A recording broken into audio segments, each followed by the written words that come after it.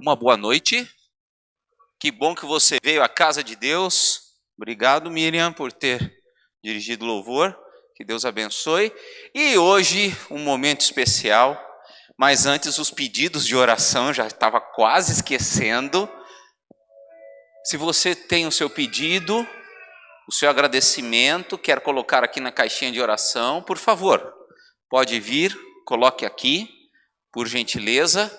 Se você tem algum clamor a Deus, por favor, venha e traga o seu pedido aqui, que nós iremos orar por ele nesse momento. A Bíblia diz: pedi e dar-se-vos-á, buscai e achareis, batei e abrir-se-vos-á. Todo aquele que pede, recebe. Então receba a bênção de Deus, receba o poder de Deus.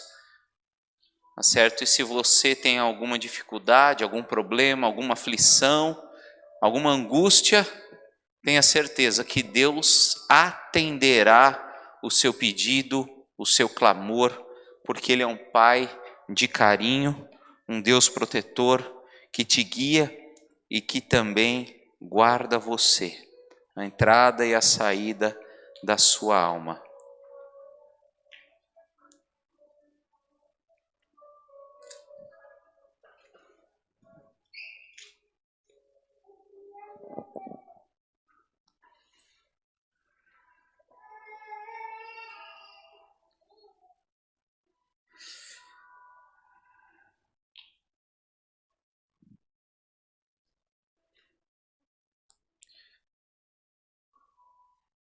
Quero orar contigo nesse momento.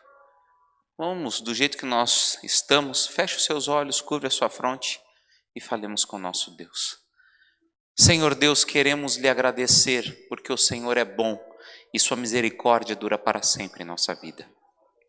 Obrigado porque o Senhor nos transmite confiança, porque o Senhor é um Deus de amor e não nos desampara.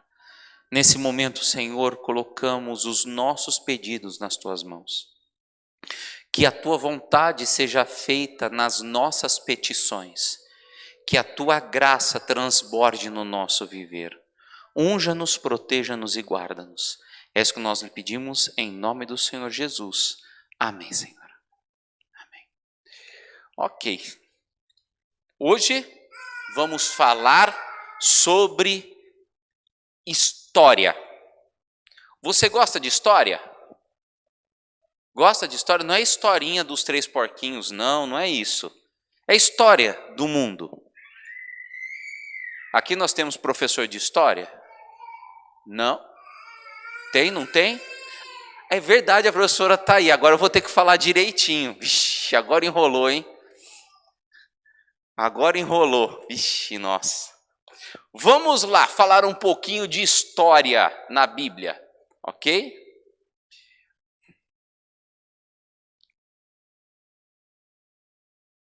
É isso. História, o problema não é com o som não, gente, é comigo mesmo, tá?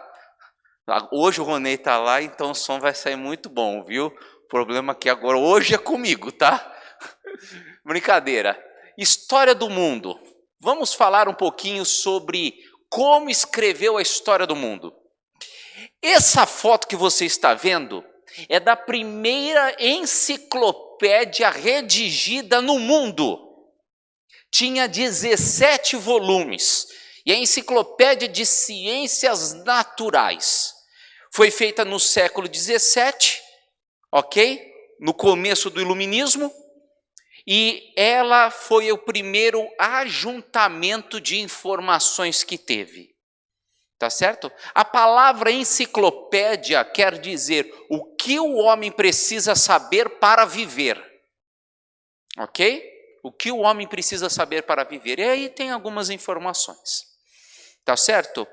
Agora, essa enciclopédia conta um pouquinho como o mundo era e como o mundo há de ser. Mas as enciclopédias, as informações da história do mundo evoluíram muito. Hoje, qual é a maior enciclopédia do mundo? Sabem qual que é? Quase. A maior enciclopédia do mundo se chama Wikipedia, ou Wikipédia que a gente fala. a maior enciclopédia do mundo. Só para você ter uma ideia, existe mais de 55 milhões de verbetes. E, olha só, existe mais de 15 bilhões de acessos mensais a essa enciclopédia. É muita gente entrando na Wikipédia. Lembrando que nós somos 7 bilhões de habitantes no planeta Terra. Então é 2 acessos por mês para cada habitante. Se você não acessou esse mês, um outro acessou no mínimo 4 vezes. E dá para tirar um monte de coisa legal da Wikipédia também. Sermões, trabalhos, você entender coisas, buscar coisas, é fantástico isso daí, tá certo? Mas tudo isso significa o quê? Que a humanidade tenta escrever a história dela. E quanto mais se tenta escrever, mais páginas se escreve e menos se sabe. Agora Deus teve a capacidade de resumir a história do mundo em um único capítulo da Bíblia, que é Daniel capítulo 2.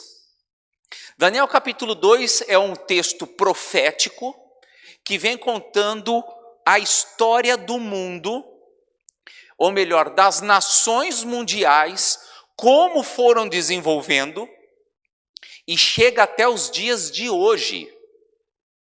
Tá certo? Chega até os dias de hoje. Vamos entender um pouquinho como que foi a história de Daniel? Vamos lá? Daniel capítulo 2. Abriu sua Bíblia? Abra sua Bíblia em Daniel capítulo 2 e deixa a sua Bíblia aberta, porque nós não vamos sair desse capítulo hoje. Só no finalzinho tem 2 textos, mas nós não sairemos desses capítulos. Daniel capítulo 2. Amém? Leloei. Ó, leloei. Estou dando uma de Michel Temer aqui. Vamos ler aqui. No 2º ano do reinado de Nabucodonosor, teve esse um sonho, e seu espírito se perturbou. Passou-lhe o sono. Então o rei mandou chamar os magos, os encantadores, os feiticeiros, os caldeus, para que esclarecesse o sono. Eles vieram e se apresentaram diante do rei.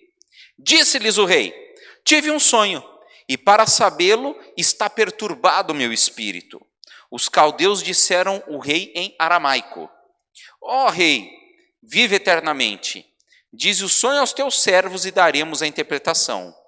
Respondeu o rei e disse aos caldeus: uma coisa é certa, se não me fizerdes saber o sonho e a sua interpretação, sereis despedaçados, e a vossa casa será feita em monturo. Mas se me declarardes o sonho, a sua interpretação, recebereis de mim dádivas e prêmios, grandes honras. Portanto, declarai-me o sonho e a sua interpretação. Para por aí. O que aconteceu? Nabucodonosor, ele teve um sonho. Um sonho noturno na sua noite de descanso. E ele não lembrou desse sonho, mas ele acordou preocupado, pesaroso, porque o sonho mexeu com ele. E ele logo manda chamar os caldeus, tá certo? Por que Nabucodonosor ficou preocupado com o sonho? Na cultura babilônica, sonho, quando você sonhava alguma coisa, era o deus Bel que estava querendo dizer a sua vontade. Quando o rei sonhava algo, era o deus Bel falando com ele em relação à nação. Então Nabucodonosor, acordando do sonho e não lembrando do sonho, pela cultura babilônica, e ele era rei de Babilônia, ele ficou pensando, é uma coisa importante. Deus Bel, ou Marduk, que era o outro deus, ele precisa me contar uma coisa, eu não sei o que é. E ele mandou chamar os magos, astrólogos, médiuns e os caldeus. E nesse inteirinho veio Daniel e seus 3 amigos, Sadraque, Mesaque e Abidnego. E nisso ele falou assim: gente, eu sonhei um sonho que está me preocupando. E eles falaram: rei, diz qual que é o sonho e a gente vai dar a interpretação. Eu não vou falar qual é o sonho. Vocês têm que adivinhar. Mas, rei, peraí, como que a gente vai adivinhar se você não me falar esse sonho? Ó, vocês não são magos, não são astrólogos, não são meus homens de confiança, os sábios do reino? Descobre, eu pago vocês para isso. Estou usando minhas palavras aqui no enredo bíblico. Estou pagando vocês para isso, rapaz. Se vocês não descobrirem, quer dizer que vocês não servem para nada. E as interpretações que vocês fazem é tudo fajuta. Vocês estão me enrolando. Ou descobre ou morre. A escolha é de vocês.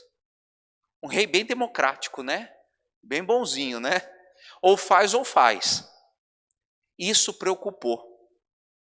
E os magos não conseguiram. Aí chega o chefe da guarda, Arioque. Arioque é esse de funil na cabeça, tá certo? Capacete, tá, gente? Não tem funil não vai pensar coisa errada não, tá? Chega de capacete para começar a pegar os sábios para o massacre. E aí chega Daniel. E vamos lá no versículo 14. Versículo 14, Daniel 2. Não fecha a Bíblia não. Então falou avisado e prudentemente Arioque, chefe da guarda, que tinha saído para matar os sábios de Babilônia. Então disse Arioque, encarregado do rei: por que é tão severo o mandato do rei? Então Arioque explicou o caso a Daniel. Foi Daniel ter com o rei, ele pediu que designasse o tempo, e ele revelaria ao rei a interpretação. Então Daniel foi para casa e fez saber o caso a Ananias, Misael e Azarias, ou Sadraque, Mesaque e Abidnego, tá? Os seus companheiros, para que pedissem misericórdia ao Deus do céu sobre esses mistérios, a fim de que Daniel e seus companheiros não perecessem com o resto dos sábios de Babilônia. Então foi revelado o mistério a Daniel numa visão da noite. Daniel bendisse o Deus do céu. Para por aí. Daniel pediu um tempo para Arioque, fala assim: me dê essa noite, que Deus vai revelar o sonho para mim. E o que Daniel fez? Entrou dentro do quarto, chamou seus 3 amigos, tá certo? Fechou a porta do quarto e oraram. Oraram muito. E fruto da oração, Deus revelou o sonho para Daniel, tá certo? Então, olha só o que acabamos de ler. Então foi revelado o mistério a Daniel numa visão da noite. E Daniel bendisse o Deus do céu. Continuando a leitura, olha aqui. Falou Daniel e disse: seja bendito o nome de Deus para todo sempre, porque dele é a sabedoria e a força. Ele muda o tempo e as horas. Ele remove reis e estabelece os reis. Ele dá sabedoria aos sábios e ciência aos entendidos. Ele revela o profundo e escondido. Conhece o que está em trevas e com ele mora a luz. Ó Deus de meus pais, eu te louvo e celebro, porque me deste sabedoria e força, e agora me fizeste saber o que te pedimos. Deus, ele revelou, e Daniel fez o quê? Agradeceu a Deus. Ele é onipotente, onisciente, onipresente. Ele sabe de tudo, ele pode tudo. E ele revelou o sonho para Nabucodonosor. Uma coisa é certa, a oração faz a diferença. Deus sempre responde a oração. Muitas vezes não do jeito que você quer, mas do jeito que você precisa. Confia no poder de Deus e que Deus ouve a oração. Daí Daniel vai ter com Nabucodonosor. E chega para Nabucodonosor e fala assim: rei, eu sei o sonho agora. Eu sou um cara bom. Sou mais inteligente do que todos. e o sonho foi revelado para mim. Será que Daniel fez isso? De forma nenhuma. Ele chega na frente de Nabucodonosor e diz assim: olha, rei, o meu Deus me deu o sonho. E o meu Deus deu a sabedoria até da interpretação. Olha só, versículo 30. E a mim me foi revelado esse mistério, não porque haja em mim mais sabedoria do que todos os videntes, mas para que a interpretação se fizesse saber ao rei, e para que entendesses a cogitação de sua mente. Deus revelou, bendito seja o nome de Deus. E Daniel começa a explicar. O sonho de Nabucodonosor se refere ao tempo do fim. E quando começa o tempo do fim? Sabe? Será que o tempo do fim já começou ou vai começar? Nós veremos isso domingo. Cenas do próximo capítulo. Plim, plim, tá? Agora vamos voltar para o sermão.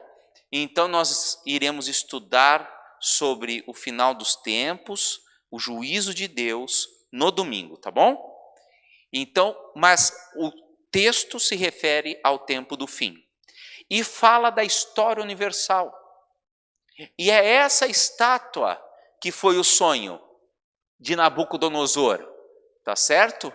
É essa estátua. Olha só o versículo 31. Acompanha a leitura comigo.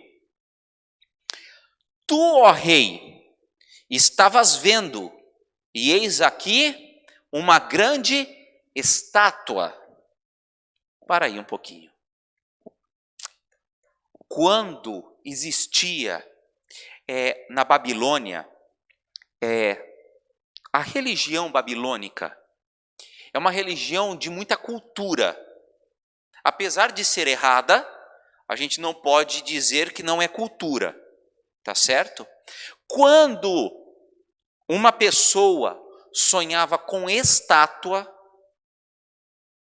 significava acontecimentos de acordo com a história universal.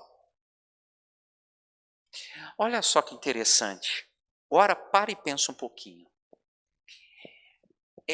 Deus, ele revelou a vontade dele não só para a gente. Quando Nabucodonosor recebeu a visão de Deus, ele não recebeu uma visão, ele sendo um tapado intelectualmente. Nabucodonosor, Deus usou simbolismos provenientes da cultura babilônica e da religião babilônica que Nabucodonosor estava inserido para mostrar a vontade dele para Nabucodonosor. Ele não era totalmente alheio a essa visão. Ele sozinho, de acordo com a cultura babilônica, poderia interpretar a vontade de Deus. Mas ele se recusa também a isso. A gente não sabe se esse esquecimento de Nabucodonosor é proposital ou não. A Bíblia não revela isso. Mas nós sabemos, através da arqueologia e da história babilônica, acadiana, que Nabucodonosor não era alheio aos simbolismos da visão. Ele sabia o que era. Quando ele sonhou com a estátua, ele sabia que era um sonho contando sobre reinos, sobre uma história universal. Porque dentro da cultura babilônica, estátua era segmento de história universal. Ele não foi um fantoche sem saber o que estava fazendo, Nabucodonosor, na mão de Deus. Deus ele revelou com propósito, para que Nabucodonosor compreendesse. E se você estudar a teologia de Daniel inteira, você vê princípios da cultura babilônica, tá certo? Ou mesopotâmica, inseridos no livro de Daniel, Deus se revelando de forma clara para Nabucodonosor, para a Babilônia, mas Babilônia não aceitando. Cada capítulo de Daniel é Deus se revelando. A fornalha, sair da fornalha, cova dos leões, alimentação de Daniel capítulo 1, tá certo? Daniel 8, bode, carneiro, chifre que cai, chifre que cresce, tá certo? Tudo isso são símbolos que já estavam inseridos na cultura babilônica, que era de fácil interpretação. A própria estátua que Nabucodonosor fez, o tamanho dela, metal usada, comprimento usado, tem tudo a ver com cultura bíblico e babilônica. Nabucodonosor sabia sempre o que estava fazendo, porque Deus não era apático a Nabucodonosor nem a Babilônia. Nabucodonosor entendia Deus. Não é à toa que em 3 momentos de Daniel, Nabucodonosor quase se converteu. Quase, infelizmente. Disse quase atrapalha tudo na vida. Não é verdade? Atrapalha tudo na vida. E diz o seguinte, vamos lá, continuando a leitura. Vamos ler do começo, versículo 31. Tu és o rei, e tu, ó rei, estavas vendo e eis aqui uma grande estátua. Essa que era imensa e de extraordinário esplendor. Estava em pé diante de ti, e a sua aparência era terrível. A cabeça era de fino ouro, o peito e os braços de prata, o ventre e o quadris de bronze, a perna de ferro e os pés parte de barro, parte de ferro e parte de barro. Quando estavas olhando, uma pedra foi cortada sem auxílio de mãos. Feriu a estátua nos pés e o ferro de barro e os esmiuçou. Então foi juntamente esmiuçado o ferro, o barro, o bronze, a prata e o ouro, os quais se fizeram como palha as eiras do estio. E o vento os levou, e deles não se viram mais vestígios, mas a pedra que feriu a estátua se tornou em grande montanha e encheu toda a terra.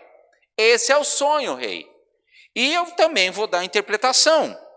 Tu, ó rei, Rei dos reis, a quem o Senhor do céu conferiu o reino, o poder, a força e a glória, e cujas mãos foram entregues aos filhos dos homens, onde quer que habitem, e os animais do campo das aves para que dominassem sobre todos eles, tu és a cabeça de ouro. Então aqui não está falando de estátua ou de metal, aqui está falando do quê? De reinos. Tá certo? De reinos. Cada metal um reino. Tá certo? Porque Daniel 2, 37, 38 diz, tu és a cabeça de ouro. Tá certo? E Daniel 2 deixa bem claro, é Deus quem coloca os governantes nos países. Você gostando ou não, você querendo ou não, é Deus que conduz os governos. É Ele quem coloca, é Ele quem tira. Tá certo? Por mais que isso te exalte ou te frustre, Ele coloca. Por quê? Tem um porquê. Para cumprir o plano da redenção no seu viver. E tudo compelindo para a volta de Jesus. Não reclama dos governantes. Pode reclamar, vai. Mas reclame com a consciência. Foi Deus que colocou. Porque Ele quem coloca, Ele quem tira. E bendito seja o nome do Senhor por tudo isso. Tá certo? Porque tudo que faz, que os governos fazem, é a condução de Deus para a volta de Jesus. Tá certo? Então, falei direitinho? Vamos lá. Aí o que acontece? Aqui vem o sonho de Nabucodonosor e a interpretação que Daniel dá. Tá? A cabeça era de ouro, o peito de prata, a cintura de bronze, as partes ferro, as pernas ferro e os pés parte barro e parte ferro. Se você pegar a história universal,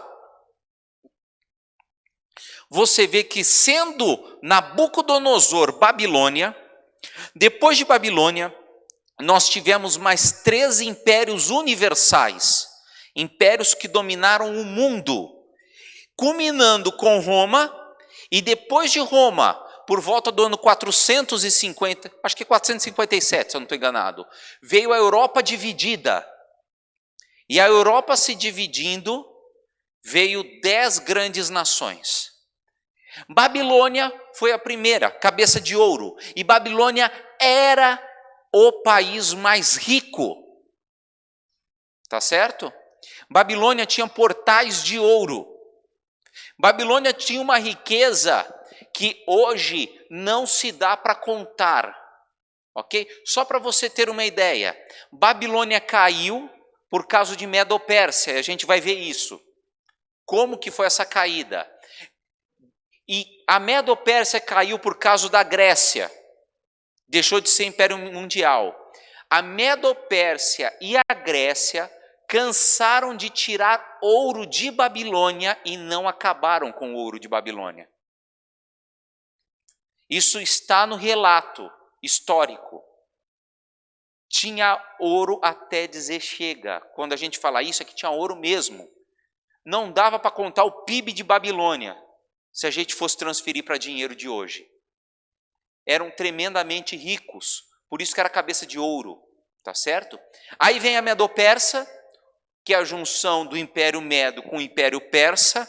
Junta-se os dois muito fortes, sanguinários, derrotam Babilônia, mas aí depois aparece um outro reino, a Grécia, o Império Macedônico, que é o mais certo de chamar. O Império Macedônico, e aí o Império Macedônico com Alexandre o Grande domina o Império Medo-Persa, mas é dominado depois de um tempo pelo Império Romano, que na verdade não é que ele é dominado. Alexandre o Grande morre, os 4 generais dividem o reino grego, tá certo? Cresce o Império Seleucida, tornando assim Roma a capital do mundo, tá certo? E fazendo de Roma um império mundial e como era chamado o Império Romano, a guarda romana? Sabia como que é chamado? O apelido dos soldados romanos? O Império Férreo. Porque foi na época de Roma que houve a evolução do sistema armamentício férreo. E o Império Grego era chamado do Império Reluzente. Sabia disso? Sabe por quê? O metal que eles mais usavam em suas armaduras, lanças, flechas e escudos era o bronze, que reluzia como o sol. E eles usavam isso até na guerra, para cegar os inimigos. E aí a gente vê a história do mundo se cumprindo. Deixa eu falar um pouquinho sobre a transição de Babilônia para o Império Medo-Persa. A Bíblia conta como foi isso. O nome de Ciro foi profetizado 150 anos antes do seu nascimento na Bíblia e diz como iria invadir Babilônia. Quer ver? Isaías 44, 27, 48. Vamos abrir a Bíblia em Isaías? Isaías 44.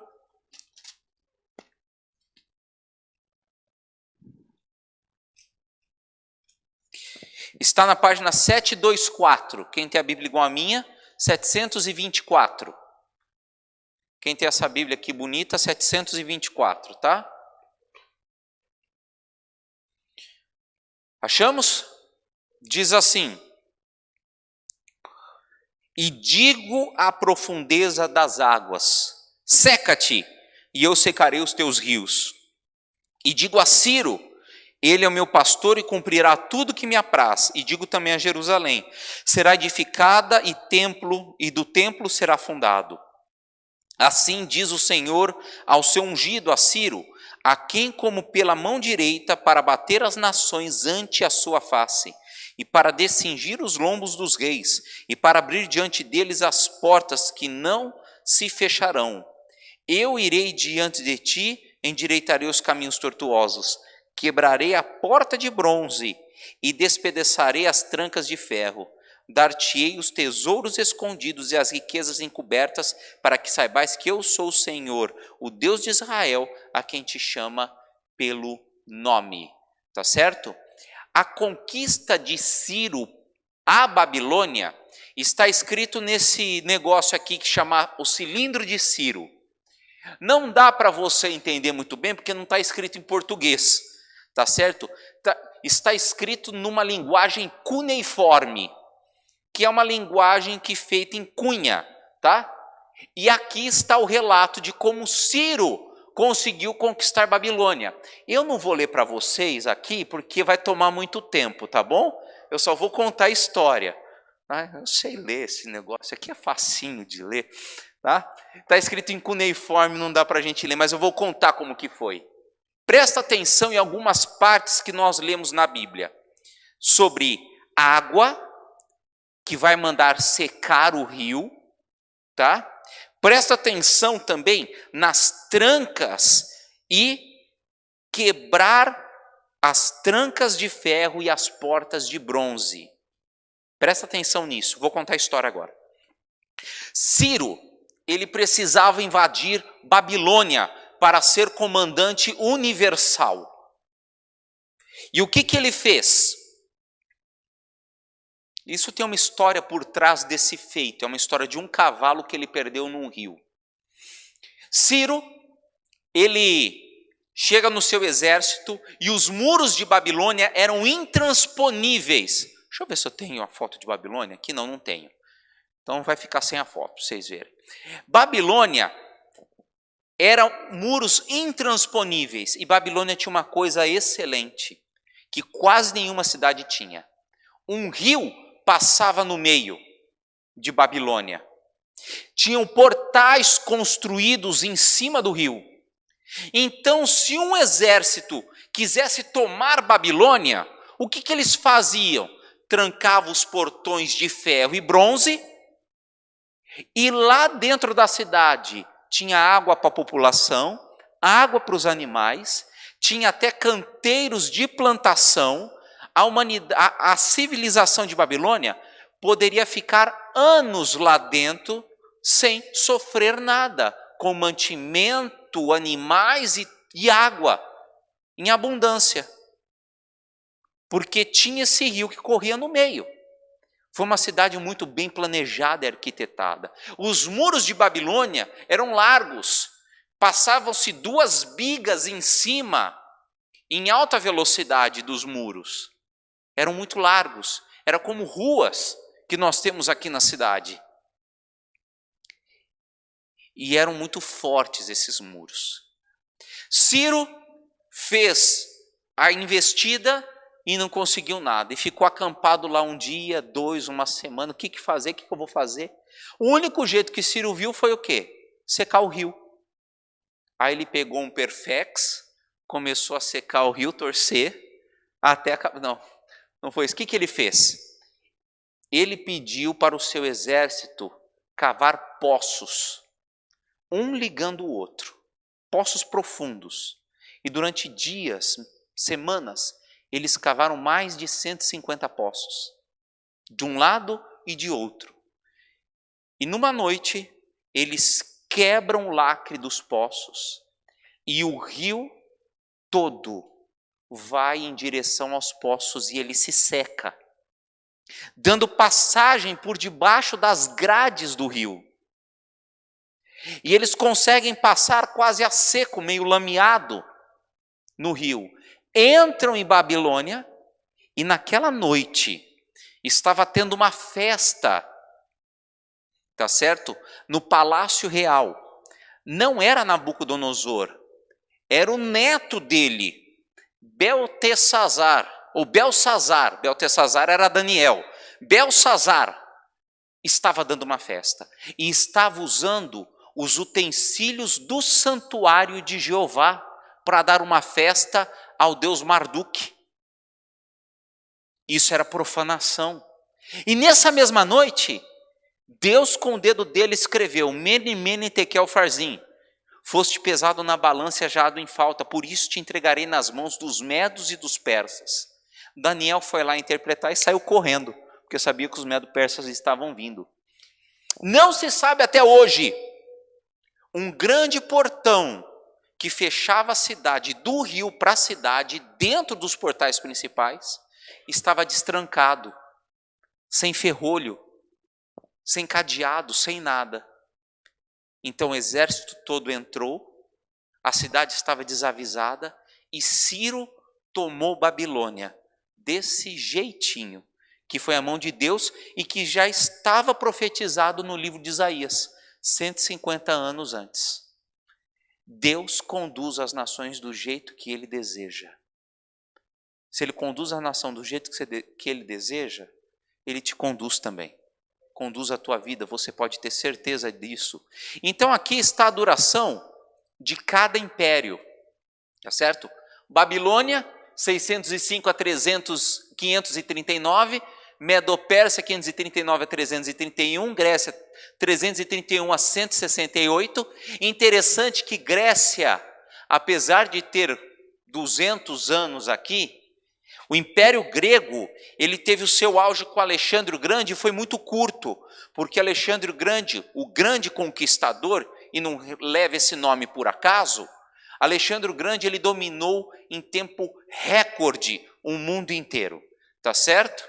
Não morreu por causa de guerra, morreu por causa de doença. Roma, 168 a 476. 168 antes de Cristo, 466 depois de Cristo. E a Europa dividida de 476 até hoje. Interessante é o seguinte, o Império Grego, o Império Romano, através dos Césares, estavam tendo dificuldades com alguns povos, saxões, gauleses e assim por diante.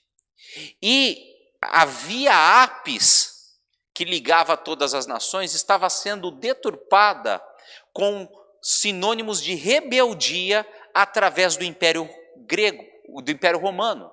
Os impostos que César cobrava estava deixando as pessoas muito bravas.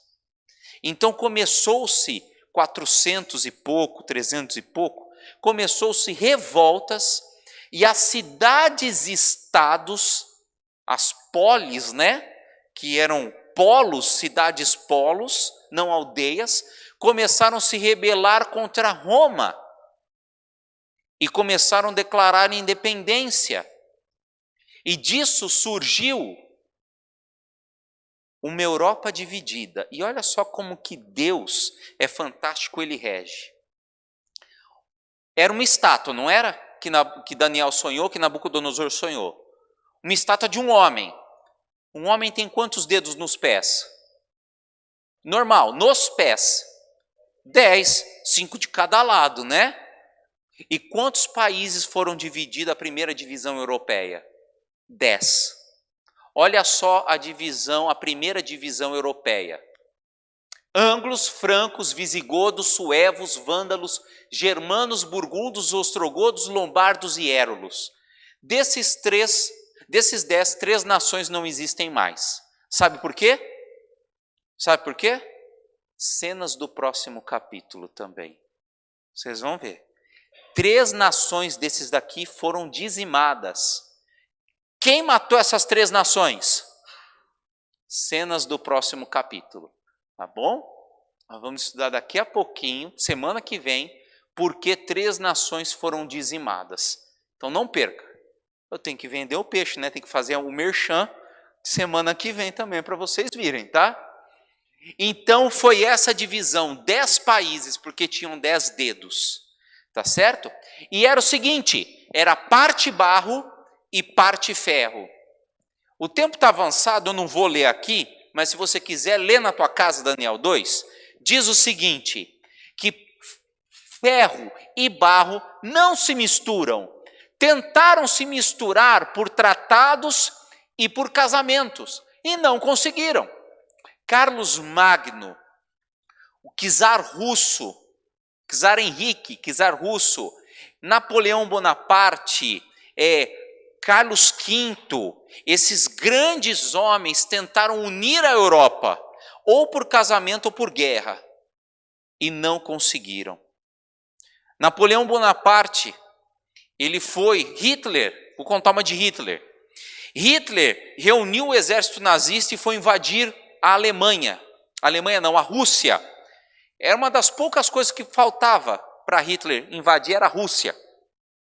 E ao invadir a Rússia, o exército nazista foi dizimado. Por quê? Aí o czar russo fala, porque eu tenho 2 grandes generais, o general Janeiro e o general Fevereiro. Eles foram no extremo frio russo, janeiro e fevereiro. O povo não tem muito juízo, né? E morreram congelados. Tá certo? É Deus falando, não se junta. Hoje, tentaram juntar. Mercado Comum Europeu, já ouviu falar? O que era isso? Junção. O euro. O euro hoje até é a moeda que mais vale depois da libra. Depois da libra. É a moeda que mais vale em circulação até hoje. Mas uma coisa é a seguinte, ele está em toda a Europa? Tentaram unir de forma monetária e também não conseguiram. Quando Deus fala assim, é ferro, é barro, são 10 dedos, são 10 dedos. Não vai misturar? Não vai misturar, não adianta você fazer tratado político, tratado econômico, tratado de guerra, casamento, não vai misturar. Porque são 10 dedos, não é um dedo só. Qualquer coisa, se Deus fala, cumpre-se a vontade dele na vida do povo. Mas aí tem uma coisa. A Bíblia vem falando, e Daniel, nós lemos aqui, que não acaba nos dedos. Não acaba nos dedos, tem uma pedra. Essa pedra é o final.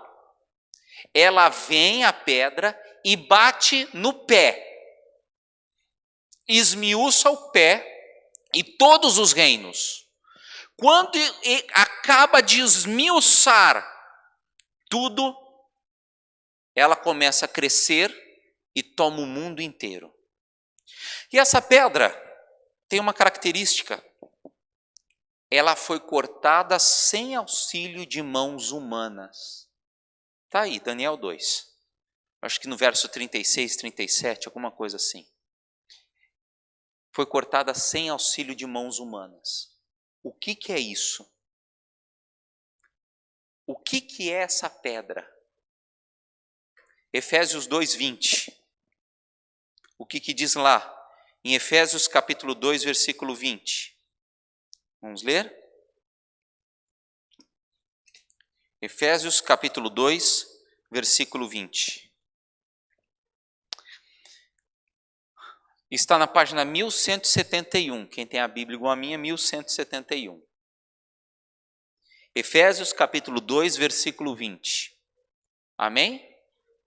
Diz assim: edificados sobre o fundamento dos apóstolos e profetas, sendo ele mesmo, Cristo Jesus, o quê? A pedra angular.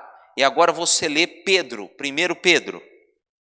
Lá no final da Bíblia, 1 Pedro 2,4.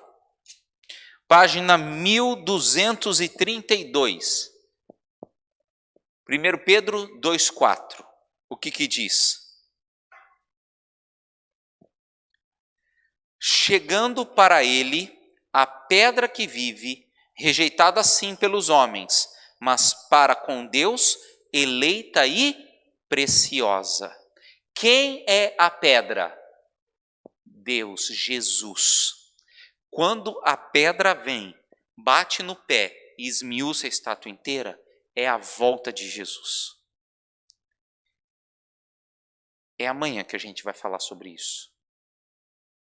Mas eu só quero te dizer uma coisa. Hoje, o que nós aprendemos com esse estudo? Qual é a lição que nós aprendemos com esse estudo? Deus, Ele governa o mundo inteiro. E governa também a sua vida. Eu posso confiar na palavra de Deus, porque a palavra de Deus se cumpre hoje e sempre. Daniel 2 é a prova escriturística, a prova arqueológica e a prova histórica que podemos confiar na Bíblia, na palavra de Deus, porque ela é verdadeira. Leia Daniel 2 e leia todos os livros de história que você quiser. Nenhum vai desmentir Daniel 2. Daniel 2 é a prova viva. E Daniel 2 foi escrito com Nabucodonosor. E Daniel já sabia de Ciro, Alexandre o Grande, Roma e tudo mais. O que eu quero dizer com isso? Confie na palavra de Deus, que é luz, verdade e salvação. Acredite que Deus controla tudo, incluindo você e a tua vida. Não é que você é uma marionete de Deus, não é isso. É que Deus quer colocar o melhor dele em você. Basta você permitir, basta você aceitá-lo. Você deseja ter esse Deus na tua vida que pode controlar as nações, ajudando você no caminhar da salvação? Deseja isso? Aceita isso? Se você deseja, se coloque em pé, que eu quero fazer uma oração por você nesse momento.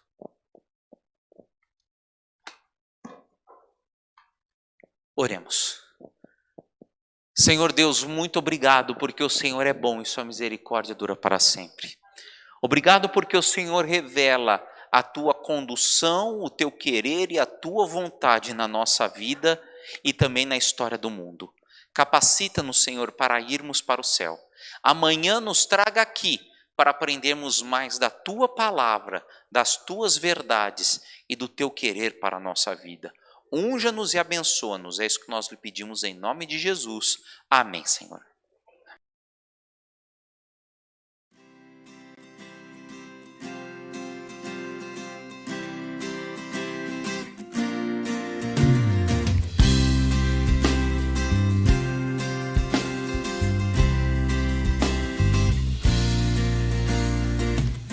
Senhor, em mim habitar, pois quero ser templo teu. Quando eu sair deste lugar, que Jesus permaneça em mim. Permaneça em mim. Permaneça.